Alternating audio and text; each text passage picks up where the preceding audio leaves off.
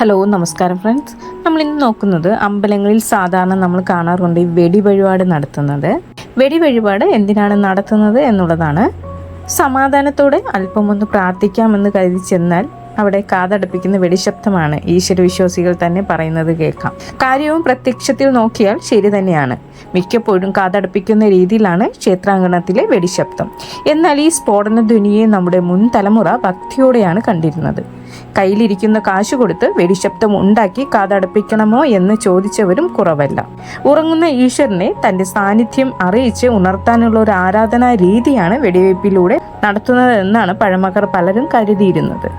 കേരളത്തിലെ പല ക്ഷേത്രങ്ങളിലും വെടി എന്നത് ഒരു പ്രധാന വഴിപാടാണ്.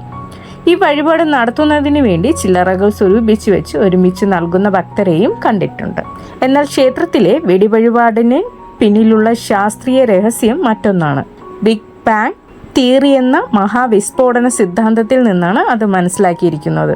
ഈ സിദ്ധാന്തത്തിന്റെ പ്രതീകമാണത്രേ വെടിനാദം. ഗ്രാമാന്തരീക്ഷത്തിലെ ക്ഷേത്രത്തിനു ചുറ്റും നിലകൊള്ളുന്ന വിഷബീജങ്ങൾ ഇതിലൂടെ നശിക്കുന്നുവെന്നാണ് ഇതുകൊണ്ടുള്ള ഗുണം.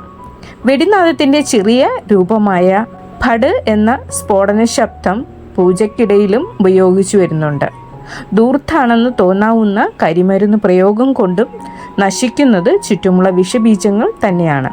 മഹാശബ്ദസ്ഫോടനത്തോടെയാണ് പ്രപഞ്ചം സൃഷ്ടിക്കപ്പെട്ടതെന്ന സിദ്ധാന്തത്തിന്റെ പ്രതീകമായിട്ടാണ് ഇതിനെ വിശേഷിപ്പിച്ചു വരുന്നത്. താങ്ക്